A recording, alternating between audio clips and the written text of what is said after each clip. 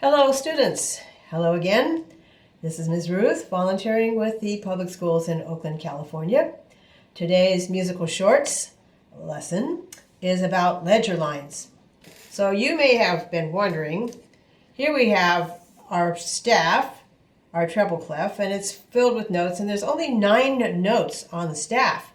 And you're thinking 9 notes is just not enough to cover 88 keys on the piano, or even the keys on your clarinet, or the strings on your violin, or the keys on your trumpet. So what are we going to do? How are we going to get more notes out of this? And the answer to that is ledger lines. So let's take an example of how that's going to work. So there you have in the treble clef the notes that are on the lines and spaces of the staff. And what is going to happen is that these lines actually go on invisibly up there to higher notes, and they go on invisibly down here to lower notes. Okay? But it was decided centuries ago that 5 lines was enough, even though they started kind of like with 11.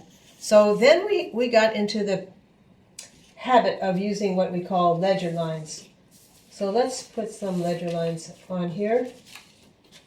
And what they do is you make a line that is just big enough for the note. And that represents the next invisible line.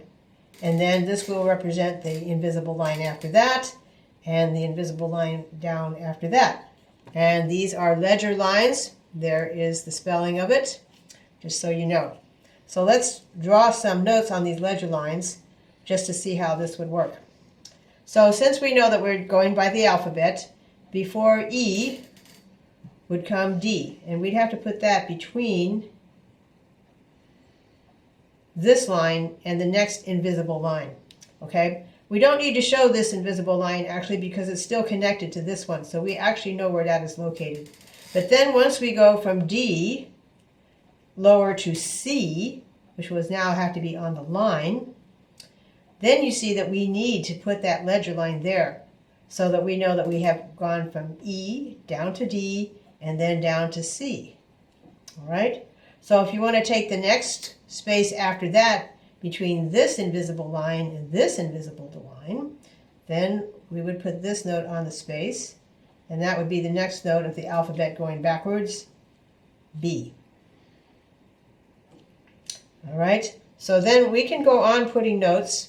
If we go lower than B down to A, then we have to show the line where C was, because otherwise we would think we couldn't tell where that. So you have to show all the lines that go to the note where you want to be. All right, now we can make these go up higher too. So let's try that.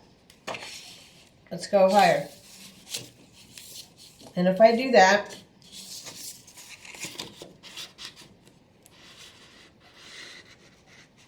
here we go. After F would come G, between that line and the next invisible line. And then after the G, we would have to go to A, which would be on the line. And then on top of that line, we could have B.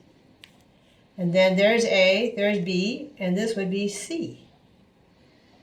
So this is how ledger lines work. Actually, they work the same way for the bass clef too, but I'm going to show you the bass clef in a different video because most of you will only be using the treble clef.